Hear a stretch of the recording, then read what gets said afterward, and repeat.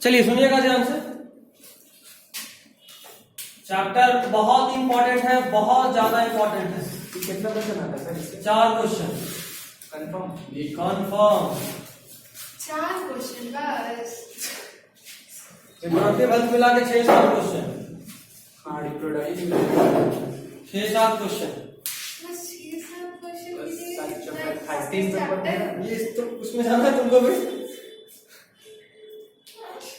ज्यादा पेपर नहीं। और सबसे बड़ा बात है कि एनसीईआरटी के हिसाब से ये चैप्टर बहुत छोटा है, 6 पेज का चैप्टर है, जहाँ डायग्राम्स का बहुत खेल है। बट एक्चुअल में यहाँ पे जो पढ़ना है ये डिटेल्ड व्यू है। ह्यूमन रिप्रोडक्शन जब भी हम पढ़ाते हैं तो हम 2 चीज का बात बहुत ज्यादा करते हैं।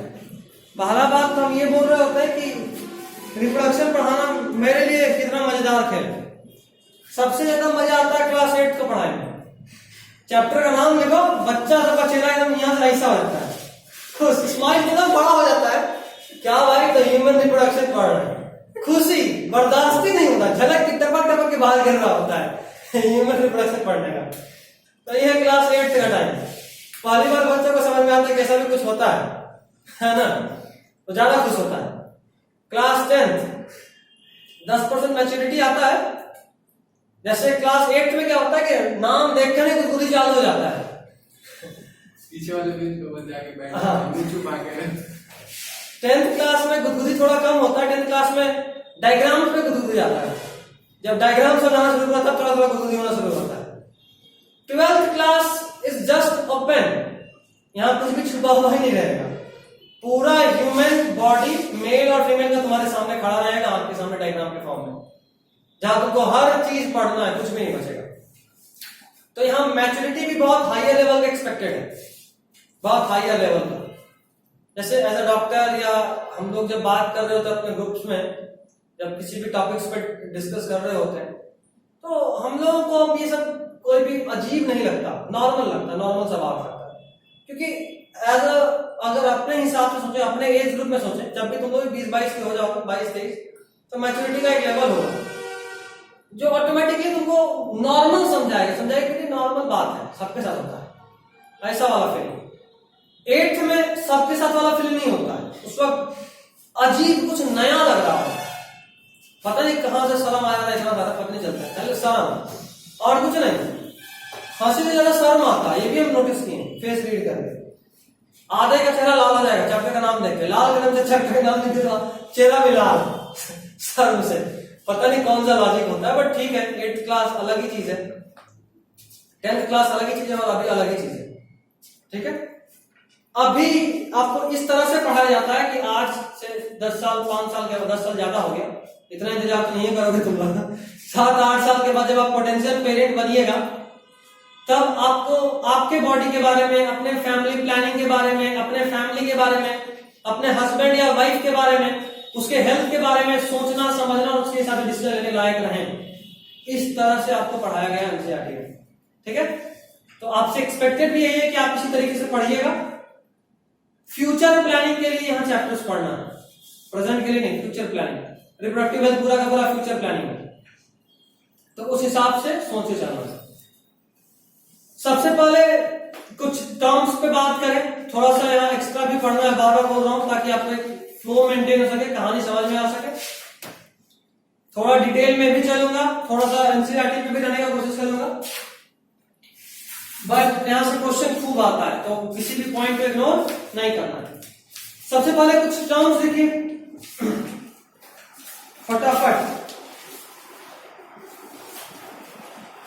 पहला टर्म है प्यूबार, और थोड़ा तेजी में लिखना, हम एक्स्ट्रा पढ़ाएंगे तो टाइम ज्यादा लगेगा, थोड़ा तेजी में लिखना। हाँ, एक्स्ट्रा बहुत है। एनसीईआरटी पढ़ाया तो 10 दिन भी नहीं लगेगा खत्म होने, कम से कम 20-25 दिन। हम अक्सर 10th के बच्चों के बाद बोलते हैं कि तुमको जितना मजा लेना अभी ले ले। 12th क्लास में जब रिप्रोडक्शन पढ़ाएंगे तो सबसे ज्यादा रोना इसी चैप्टर से आएगा, इतना पढ़ना बहुत है। एक सेल रटवाएंगे, एक टिश्यू रटवाएंगे, मैगी टिश्यू होता है, वो टिश्यू होता है, ये कवरिंग होता है, वो कवरिंग होता है, फलाना ढिमकाना टिमकाना, 3 तरह का बीमारी होता है।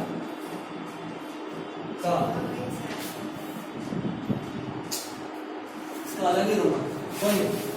पहला प्यूबार लिखिए, appearance of pubic hairs at puberty, appearance of pubic hairs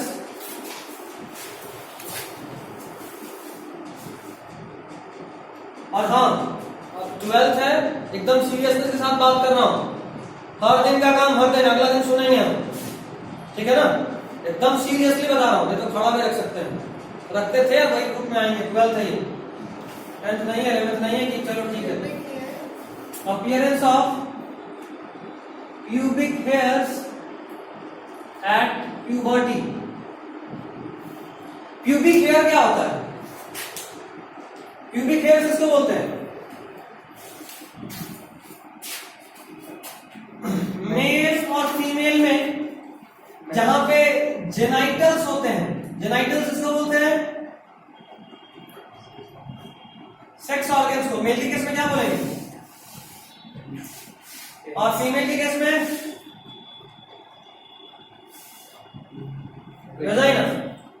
उस एरिया के चारों तरफ हेयर्स का अपीयरेंस होता है, हेयर्स का अपीयरेंस होता है, उसको क्या बोलते हैं? Pubic hairs. और खास बात यह है कि इसका पैटर्न मेल और फीमेल में अलग होता है,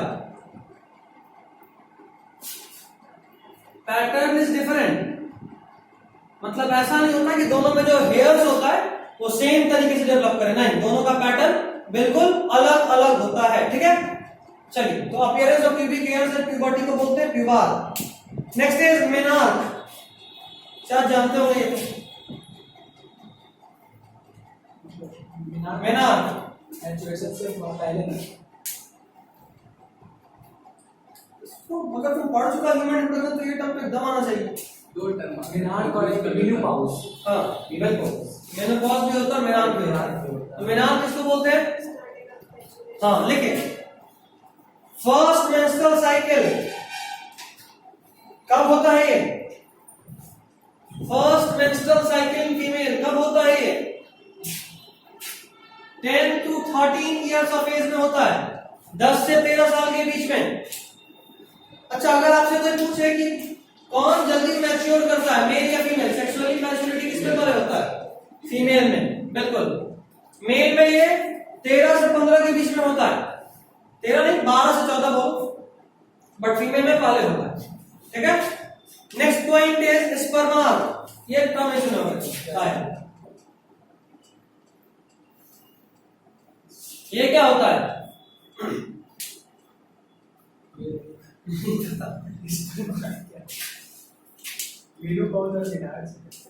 ठीक है, इसको बोलते हैं फर्स्ट इजैकुलेशन इन मेल। हाँ, release of sperm.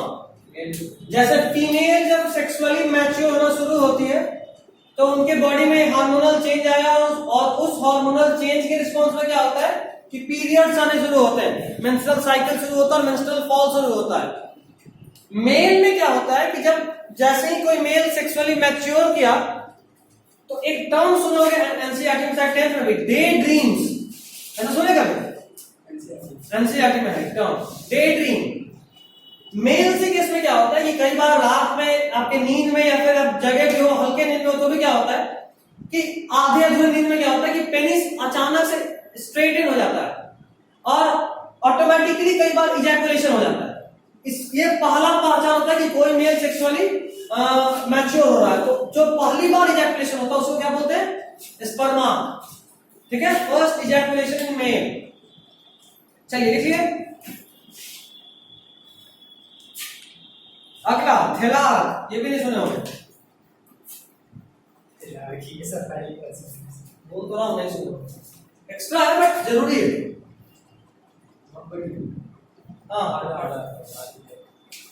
थेलार case enlargement of mammary gland in female। अच्छा, mammary gland मेल में होता नहीं होता? होता है। mammary gland मेल फीमेल दोनों में होता है, लेकिन मेल में रूडिमेंट्री होता है, नॉन फंक्शनल होता है, फीमेल में फंक्शनल होता है। अच्छा, अगर किसी मेल में एस्ट्रोजन का इंजेक्शन दे देंगे तो क्या होगा? ब्रेस्ट का इलाजमेंट हो जाएगा मेल में भी, ठीक है। इसको बोलते हैं गायनेकोमास्टिया। कई बार देखो कुछ कुछ जो बहुत ज्यादा मोटा होता है उसका मेमोरी ग्लैंड में मतलब चेस्ट रीजन में भी मेमोरी ग्लैंड टाइप का इन्लार्जमेंट होता है, मेल में भी।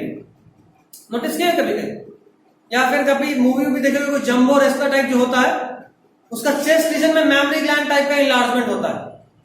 ठीक है, इसको बोलते हैं गायनेकोमास्टिया। गूगल पे सर्च कर लेना, लिख देता हूं। ये टर्म याद रखना है, बहुत जगह यूज करूंगा। गायनेकोमास्टिया, enlargement of mammary gland। ठीक है, गायनेकोमास्टिया मीन्स, बताया मैं फिर से बोल दे रहा हूं, gynaecomastia means feminine feature in male. Male में फेमिनिन फीचर हो जाता है, उसको बोलते हैं gynaecomastia, enlargement of mammary gland in case of mail.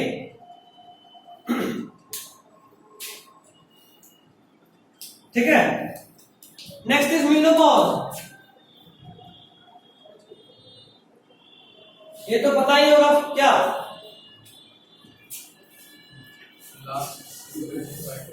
Last menstrual cycle. ठीक है, कब होता है ये? 45 to 50 years। लिख लो, लास्ट मेंस्ट्रुअल साइकिल लिख लो, last menstrual cycle, last menstrual cycle 45 to 50 years of age में होता है।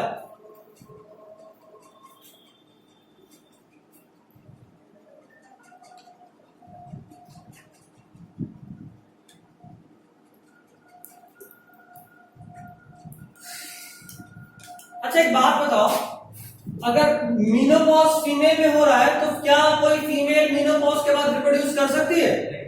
नहीं कर सकती। अच्छा, मेल में स्पर्म का प्रोडक्शन क्या लाइफ टाइम होता है या वो भी कभी रुकता है? लाइफ टाइम होता है। ठीक है, बट मेल की इसमें एक स्पेशल चीज देखने को मिलता है कई बार, एक्स्ट्रा लिखना मत, androgen deficiency in ageing male. Androgen male sex hormone को बोलते हैं, मेल सेक्स हार्मोन को क्या बोलते हैं? एंड्रोजन। तो androgen deficiency in ageing male, अगर मेल का एज 68 से आसपास हो गया, 70 साल के आसपास का हो गया, तो एंड्रोजन उसके बॉडी में कम होने लगता है। और अगर ये ज्यादा ही कम हो गया तो फिर बॉडी में स्पर्म का प्रोडक्शन रुक जाएगा। ठीक है, चलिए, इसके अलावा दो और टर्म है, एक है हाइपरमास्टिया और एक है हाइपोमास्टिया। ये नहीं पूछेगा, सुन लो बस, सुन लो बस, इसलिए बता रहा हूं कि कभी एक्स्ट्रा बाहर पढ़ना पड़ा या कुछ देख रहा हो तो कोई पता हो, या फिर ग्रेजुएशन जूलॉजी से किए या बायोलॉजी वाला कोई फील्ड रहा तो काम आएगा। हाइपरमास्टिया और होता है हाइपोमास्टिया। मामा टर्म जो होता है ना, मामी, MAMMAE, ये टर्म मैमरी ग्लैंड के लिए यूज करते हैं और वहीं से टर्म ये मास्टिया भी आएगा। तो अगर आप बोल रहे हो हाइपरमास्टिया, मतलब आप क्या बोल रहे हो? Abnormal enlargement of mammary gland. किसी फीमेल का मैमरी ग्लैंड कुछ ज्यादा ही इनलार्ज हो गया है, एबनॉर्मल, तो उसको क्या बोलेंगे? हाइपरमास्टिया। अच्छा, इसका उल्टा, मैमरी ग्लैंड में इनलार्जमेंट बहुत कम है तो क्या बोलेंगे? हाइपोमास्टिया। ठीक है, दोनों ही केस एबनॉर्मैलिटी है, हाइपरमास्टिया भी और हाइपोमास्टिया भी, इस बात का ध्यान रखना है। ठीक है, चलिए, एक बार हम पढ़ रहे थे तो एक और ही अलग तरह का केस हमको मिला था। फीमेल्स में कई बार ऐसा भी होता है कि दोनों मैमरी ग्लैंड, मतलब दोनों ब्रेस्ट की अगर हम बात करें तो कोई एक बड़ा और कोई एक छोटा रह जाए, तो ये एक अलग मेडिकल लेवल का केस है, उसको अभी नहीं डील करना है। अगर आप एमबीबीएस में जाएंगे तभी मिलना है, एमबीबीएस में भी अगर गायनी लेके आगे पढ़ेंगे तब। ठीक है, तो अभी नहीं मिला तो उस समय नहीं पूछे। डाली हेडिंग मेल रिप्रोडक्टिव सिस्टम। ये सब नाम याद रहे तो ठीक, नहीं याद रहे तो भी ठीक, वो भी एग्जाम में नहीं आएगा। मेल रिप्रोडक्टिव सिस्टम, तो 3 वर्ड थोड़ा ज्यादा बताया। 2-3 का अच्छा खासा, तुम कल दूसरे को सुन रही है। हाँ, मीनार और मीनोपॉज बस। अभी तो स्टार्टिंग में मेंस्ट्रुअल साइकिल में पढ़े थे। अच्छा, वो भी वहां पढ़े थे? तो मैं वहां पढ़े, वहां तो पढ़ाने लगा। नहीं तो हम नीट के लिए करते हैं ना यार, तो अभी तो बता नहीं। System, male reproductive system.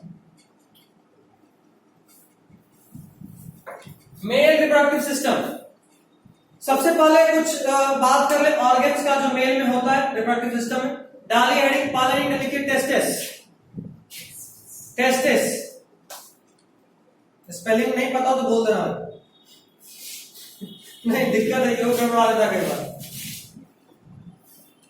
आप बोल दिए तो और हम एक बार बता देते स्पेलिंग मिस्टेक वाला कांड 11 में तो बता ही थे, तब से मुझे बहुत डर लगता है स्पेलिंग मिस्टेक से। तुमको नहीं पता होगा शायद, कभी स्पेलिंग मिस्टेक वाला कहानी सुना है? नहीं, ये 11th का था केस, एनिमल किंगडम चल रहा था, तो वहां अलग अलग फाइलों में अलग अलग सेंस ऑर्गन पढ़ना होता है। सेंस का लोग हाँ, एक बार एक तो से मांगे कॉपी में उस वक्त था शायद एनेलिडा। एनेलिडा में बहुत तरह का सेंस ऑर्गन होता है। अभी वो हर सेंस ऑर्गन को सेक्स ऑर्गन लिखे हुए था। अभी टेंशन ये हुआ कि हम जब कॉपी मांगे पढ़े उस दिन तो दूसरे विषय का कॉपी था, अभी हम परेशान, यार किसी एनिमल में एक सेक्स ऑर्गन मुझे पता चलता है, दो पता चलता है, इतना सारा खाली सेक्स ऑर्गन कहाँ चल रहा है। हम सीधा गए सर के पास, हम बोले सर डाउट है। बोले क्या डाउट है? इतना सेक्स ऑर्गन करता क्या है, मतलब कोई यूज तो होगा ना, ये रुडिमेंट्री। तो वो बड़े टेंशन लिए हुई, क्या बोल रहा है भाई। तो फिर हम कॉपी दिखाते कि सर आप ही तो लिखवाए हैं। तब वो बताया कि नहीं, ये सेक्स नहीं सेंस ऑर्गन है। सेंस ऑर्गन नहीं, क्योंकि अगर मान लो हम यहाँ से बोल रहे हैं तो लास्ट में वाला बच्चा हो सकता है सेंस सेक्स में कन्वर्ट हो गया हो, रास्ता में इंटरफेरेंस हुआ होगा साउंड के साथ, है ना। फिजिक्स में पढ़ा था ना, साउंड में इंटरफेरेंस चेंज होता है फ्रीक्वेंसी, डॉपलर इफेक्ट, तो कुछ हुआ होगा, सेंस ऑर्गन वहां पहुंचते पहुंचते सेक्स ऑर्गन में कन्वर्ट हो गया। अलग ही टेंशन था। तब से भाई कोई रिस्क नहीं, स्पेलिंग मिस्टेक सबसे पहले ध्यान देना है। चलिए, तो टेस्टिस को हम लोग बोलते हैं प्राइमरी सेक्स ऑर्गन। आपके साथ हुआ था सर? हाँ, हम एक्चुअली में हम लोग को जो सर पढ़ाए थे ये चीज 11th में, वो बहुत एक्सेस पढ़ाए थे, और 12th में जो हम लोग जियोलॉजी पढ़ाए वो ऑल इंडिया लेवल के फैकल्टी थे, मतलब उनका एक student all India rank 3 provide किए हुए, इतने अच्छे फैकल्टी। तो हम उस सर से बोले कि सर आपका 11th वाला भी नोट्स मिल जाता तो कुछ दया हो जाता। तो बोले ठीक है मांग लेना किसी से, बता दिया क्लास, बोलना कि सर बोले दे देगा कोई ना। अभी हम मांग लिए, अब अभी मेरे क्लास को तो पता था कि अच्छा ये पढ़ने वाला है या नहीं पढ़ने वाला है, तो अभी मांगना है नहीं मांगना है। अभी दूसरे क्लास में गए अनजान बच्चा, तो जो भी दे दो चलो खुश है। अभी वो ऐसा कहानी करके बैठा हुआ किसको पता। एक जगह गलती करे तो भी ठीक, वो जितना जगह सेंस ऑर्गन बोले हर जगह सेंस ऑर्गन लिखा था। एक जगह करता तो फिर आप आप सही सही लिखा करना था। था। क्या सही लिखा था? नहीं, सर नहीं लिखवाए थे। सर जितना जगह सेंस ऑर्गन बोले उतना हर जगह वो सेक्स ऑर्गन लिखे हुए था लड़का। वो आपका खुशकिस्मती था, अगर एक दो जगह लिखता ना तो आप कंफ्यूज नहीं होते हैं। जरा का ही हाँ 10 मिनट बचा, सही बात है। 10 मिनट नहीं, 5 मिनट। पास है। तो टेस्टिस में प्राइमरी सेक्स ऑर्गन कौन है? टेस्टिस। ये अक्सर पूछ देता नहीं कि प्राइमरी सेक्स ऑर्गन कौन है मेल का, तो टेस्टिस। कई बार लगता है कि अच्छा मेन काम तो पेनिस से हो रहा है, अगर पेनिस नहीं होगा तो कहां से पहुंचा पाएंगे मेस्टॉम फीमेल में। तो कुछ बच्चा पेनिस बोलता है, घबरा जाता है क्या? टेस्टिस। सेकेंडरी में बहुत सारा है। सेकेंडरी सेक्स ऑर्गन नहीं, बात डिफरेंस तुमको सेकेंडरी सेक्स ऑर्गन का बात कर रहे हो या सेकेंडरी सेक्सुअल कैरेक्टर का बात कर रहे हो? कंफ्यूजन आ गया। ऑर्गन हाँ, तो बाकी सब आएगा। इपिडेडेमिस हो गया। हाँ लिखो अगला, वास्ट डिफरेंस। वास्ट डिफरेंस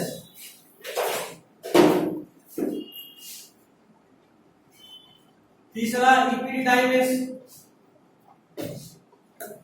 लिख रहा है। चैप्टर को मैथ हल्के में पढ़ाई है। हाँ बहुत एक्सेस है। ये भी तुम लोग और मेन रोल तुम लोग का जेनेटिक्स में होगा, जाना करो। जेनेटिक्स का तो एक क्लास करना, उसके बाद तुमको पता चल जाएगा वहां का पढ़ोगे यहाँ का पढ़ो। आज फिर यहाँ एक क्लास करना, फिर वहाँ एक क्लास करना। जेनेटिक्स में मैं टाइप नहीं कोई पढ़ा सकता, बाकी सब पढ़ा सकता होगा, मुझे अच्छा पढ़ा सकता होगा। जेनेटिक्स में क्योंकि शुरू से बहुत डीप में है, जेनेटिक्स मेरा सबसे फेवरेट टॉपिक था। पूरे साइंस में सबसे स्ट्रॉन्ग टॉपिक मेरा अगर पूछे तो बोलेंगे जेनेटिक्स। उसमें हमको कोई नहीं टक्कर लेता, आकाश का टॉपर सब मिले, इसीलिए जेनेटिक्स नहीं होगा। चलो टेस्टिस हो गया, वास्ट डिफरेंस हो गया, सेमिनल वेसिकल नहीं लिखे, सेमिनल वेसिकल लिखो। इसका नाम दूसरा बर्बल क्यों है? आते आते रुक जाओ, नहीं गलत बोल, seminal vesicle, prostate gland,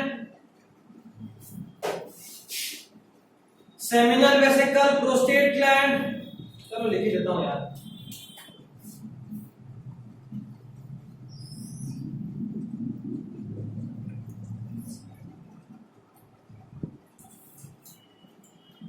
seminal vesicle, prostate gland, urethra, अच्छा रुको एक और बचा, काउपर्स ग्लैंड, और इसी काउपर्स ग्लैंड का एक और घर का नाम है बल्बो यूरेथ्रल ग्लैंड। और सातवां आपको पढ़ना है, क्या पढ़ना है जी? यूरेथ्रा। खाली नाम आए तो वहां नहीं रो दिए तो नाम नहीं। एन आई होता है, डबल एन आई होता है, नहीं ठीक है, नहीं होता है। चल ठीक है,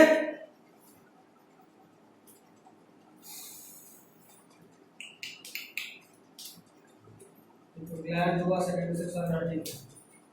ये था प्राइमरी सेक्स। आगे बढ़ते हैं, सबको क्या बोलते हैं? Secondary sex.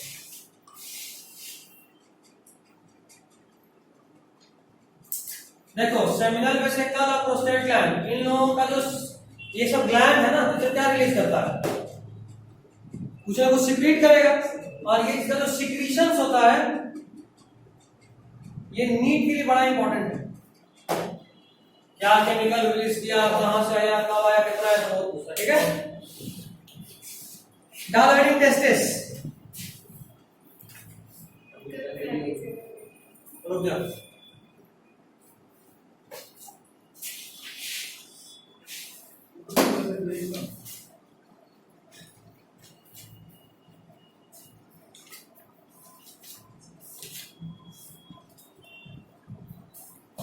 फटाफट से मैं, यहाँ बहुत पॉइंट है और ये बहुत एक्स्ट्रा पढ़ोगे यहाँ। जैसे पूछता है प्रीवियस ईयर देखोगे ना, तो एनसीईआरटी से बाहर ही खाली क्वेश्चन मिलेगा। प्रीवियस ईयर पिछला 2 साल खाली छोड़ना, एनसीईआरटी के बाहर ही क्वेश्चन मिलेगा, एनसीईआरटी का मैं नहीं करेगा, इतना एक्स्ट्रा क्वेश्चन ऐसे आता है। तो हम उस लेवल को भी लेके चले, एनसीईआरटी पूछा तो ठीक, नहीं पूछा तो भी ठीक, क्योंकि ये इंटरेस्टिंग चैप्टर है, तो याद हो जाएगा, इसलिए एक्स्ट्रा जा रहा हूं, याद हो जाएगा। हाँ इंटरेस्टिंग पहुंच जाएगा, तुम कर लोगे, तो भरोसा हो जाएगा। चलो डायलाइटिंग टेस्टिस, पहला पॉइंट मेसोडर्मल। मेसोडर्मल मींस हाँ, मतलब क्या?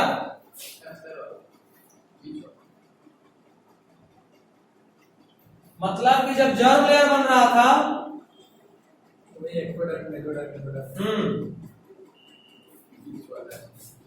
एक्टोडर्म, मेसोडर्म, इंडोडर्म, तो एक्टोडर्म। तो इसमें जो हमारा रिप्रोडक्टिव सिस्टम है ना, वो इस वाले लेयर से बना हुआ है। ठीक है, ठीक। और याद रखना किसी भी मैमल में यही होता है। कोई तुमसे अगर पूछ दे, अच्छा बालक जरा बताओ कि डॉग का रिप्रोडक्टिव सिस्टम किस जर्म लेयर से बना, तो क्या बोलोगे? वो भी मैमल। काऊ का, बफेलो का, एलिफेंट का, जिराफ का, कंगारू का, कंगारू मैमल, ये डंटा होंक देंगे, वो भी मैमल। मैमल में अगर ध्यान रखो, हाँ तो मैमेलिया में याद होगा 3 तरह था, प्रोटोथेरिया, मेटाथेरिया, यूथेरिया। तो कंगारू मेटाथेरिया का मेंबर है, मेटाथेरिया इनडायरेक्टली मैमेलिया का मेंबर है, एनिमल किंगडम। प्रोटोथेरिया में पढ़ाएंगे इकिडना, नेप्टन, प्लैटिपस। निकाल कैसे देता है, इससे बहुत क्वेश्चन आता है, बहुत क्वेश्चन आता है, इससे बहुत, और उसके एग्जांपल ही याद नहीं होता जल्दी। हो जाएगा एक बार। तुम लोग तुमको एक 2 पेज बाद बोले देंगे, अभी तक दिए कि नहीं दिए? फोटो भेजे सर, ये तो लड़के ले लिया था, हो जाएगा। फोटो नहीं समझना, 2 पेज समझाना पड़ेगा, पूरा एनिमल किंगडम 2 पेज समझाना पड़ेगा। देखिएगा तो सब देखते कैसा है, नहीं समझ में आएगा यार, समझाएंगे तब नहीं समझ में आएगा। बुझा भी नहीं कर रहा है, कहां से बात कर, स्टार्टिंग से पहला पॉइंट से पकड़ लो, समझा दे। ठीक। मेरे पास इसी का बहुत सारा शॉर्टकट है, बड़ा से बड़ा। तुम्हारा पूरा एनसीईआरटी उसी के अंदर मतलब आता है बस क्या? नीट में उसी के हाँ, नीट वही से आ जाएगा। वक्त आरंभ तक कौन? प्रीवियस से देख लो, मेरा बात क्या मानेंगे? प्रीवियस से देख लो। वो कुछ मानेंगे उतना ही। नहीं, देख लो। प्रीवियस एड अगला पॉइंट, मेल गोनैड। में लिखना था क्या बस मेरा नंबर और देना दूसरा। ये मेल गोनैड्स है। गोनैड्स किसको बोलते हैं? जहां पे जर्म सेल बने, तो मेल गोनैड यहीं पे जर्म सेल बनता है। तो लिखिए मेल गोनैड्स, और बगल में लीजिए forms sperm by the process of spermatogenesis. Male gonads common है, forms sperm by the process of spermatogenesis.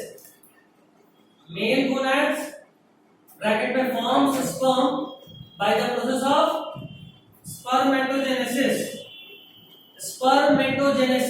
ठीक है, दिक्कत है? लिख दूं?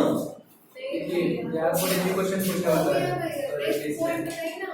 स्पर्म का फॉर्मेशन क्या होता है? मतलब sperm is the process of sperm. Formation of sperms. आ चुका है चैप्टर 2 में। यार वो बड़ी इजी पूछता है सर। लेकिन नंबर नहीं देता है। अगला पॉइंट, सब्जेक्टिव बहुत इजी पूछता है। लोकेशन। ये फिर से यहाँ पे कुछ एक्स्ट्रा पॉइंट भी आएगा इसके बाद, बट इंपॉर्टेंट, नीट में पूछता है। लोकेशन कहाँ होता है ये? कब तक पढ़िएगा? ये सर टेस्ट 10 बेटा। हाँ, एब्डोमेन कैविटी के ऊपर आउटसाइड होता है ना। इसको बोलते हैं एक्स्ट्रा एब्डोमिनल कैविटी। क्यों होता है ये पूछता था। सब बताते हैं। इन स्क्रोटम, ये है क्या? Sac like structure. ठीक है, यहां पे एक पॉइंट आता है, और पॉइंट ये आता है कि आखिर ये एक्स्ट्रा एब्डोमिनल कैविटी में क्यों होता। तो लिखेंगे present outside the abdominal cavity as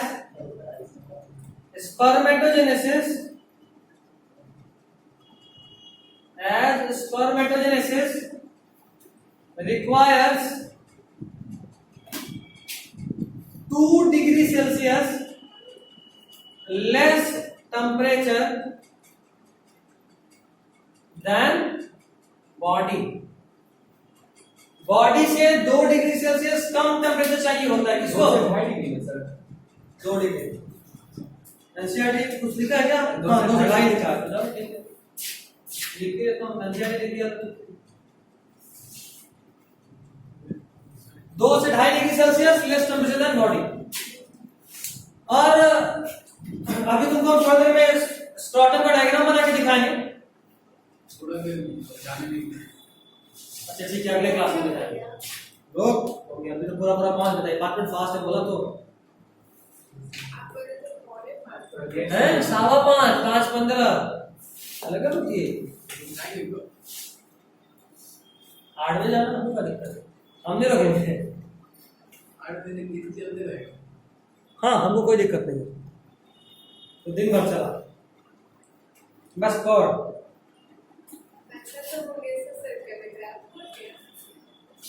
अच्छा एक और, इसका नंबर कितना होता है? किसका सर? जस्टिस का टेस्ट से 2 से 1 पेयर तो होता है। 1 पेयर, इसमें भी कंफ्यूज है। पीस में भी कन्वर्ट करता है। सब चीजों को मिला के पीस में पढ़ा है। लेग पीस में पढ़े थे, कितना पीस? नहीं, अभी पीस को मत जाओ, दिक्कत हो जाएगा। 1 पेयर, ठीक है। रिवीजन नहीं है इसलिए आज पढ़ा बहुत दिन हो गए सर। मतलब घर में बात करो, तुमको कंफ्यूजन हुआ भी तो किस चीज में यार? अलग टेंशन है, नहीं पढ़ोगे तो भूल जाओगे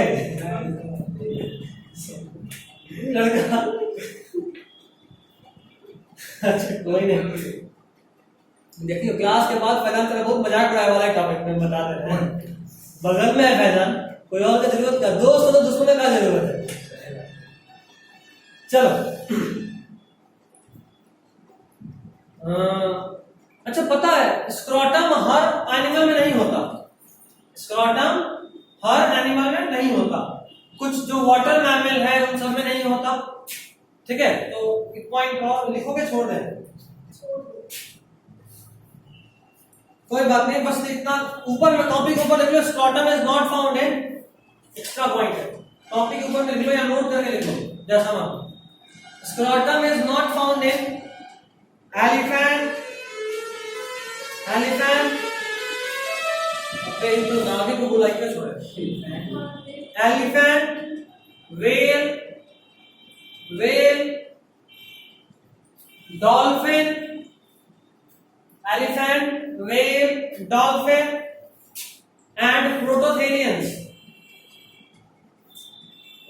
प्रोटोथेरिया का मतलब कभी बात हुआ था ना?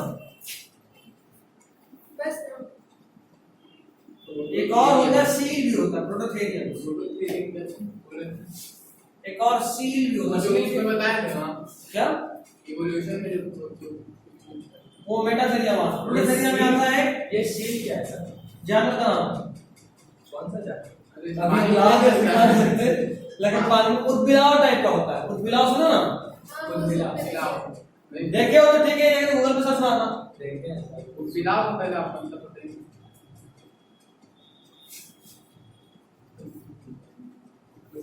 सुने ना, डक बिल प्लैटिपस एकमात्र ऐसा मैमल जो अंडा देता है, याद आ रहा है? डक बिल प्लैटिपस ये सब कब बताया तुम्हें? क्लास 11 में था ना, ठीक है, खोल के देखो, लास्ट टॉपिक होगा एक।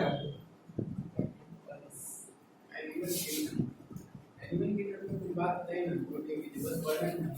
स्पाइनी एंटीटर, ये तो वही मेंबर था प्रोटोथेरिया का। ये भी लिखना पड़ेगा क्या? नाम आ रहा है। ये लिख लो, ये तुमको एनिमल किंगडम से भी रटना है। तो नीट के वक्त ये नाम तुमको इसका मेंबर था, नीट की तरफ से मतलब एनिमल किंगडम से रट रहेगा, और ये याद है, यहाँ पे याद है, बोर्ड में तो पूछेगा नहीं सर। ठीक है, वो पागल है, बोर्ड पे आकर पूछो कर सकता है। तो ये 17 में बता दे। 16 17 आधी चला था, आधी। आधा सर बोल 60-70% फेल, ऐसा हुआ था। 30% से आधी चला था। एक लाख बच्चा पास हो गया।